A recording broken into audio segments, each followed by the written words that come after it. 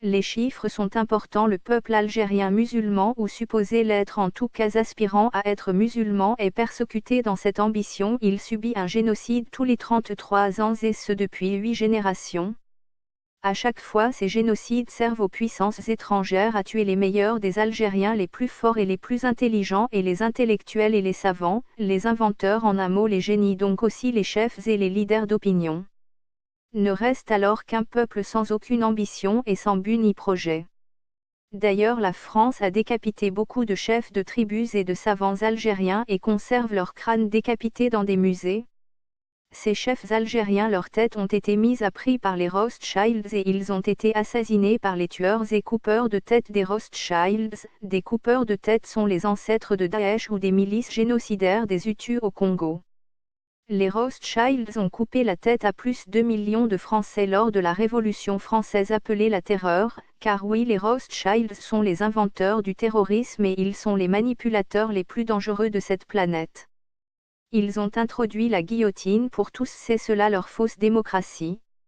La France avait promis l'indépendance de l'Algérie si les Algériens arrivaient à libérer la France des soldats nazis allemands. Mais en 1945, des milliers d'Algériens musulmans ont été massacrés pour avoir demandé que la France tienne sa promesse, surtout à Sétif, plus de 45 000 morts. En 1954, De Gaulle et les Rothschilds ont décidé un génocide du peuple algérien.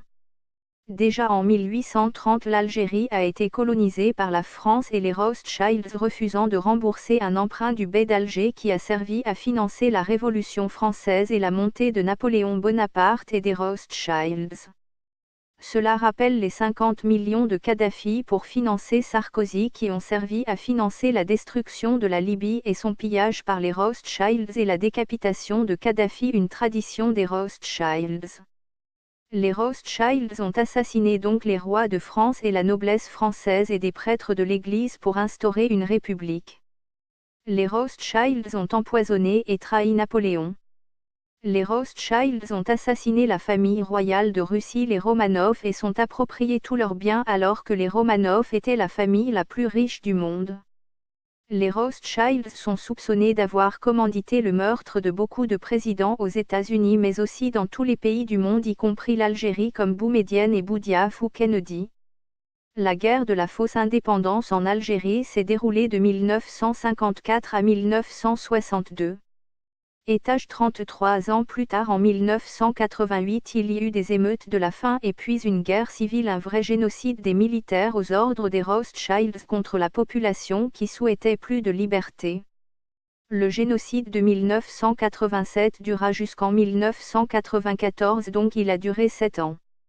Si on suit ce cheminement, on peut en déduire que les Rothschilds ont sans doute planifié un nouveau génocide du peuple algérien en 2021 et que ce nouveau génocide devrait cesser en 2028. Donc les dates à retenir: 1954 et puis 1988 puis 2021.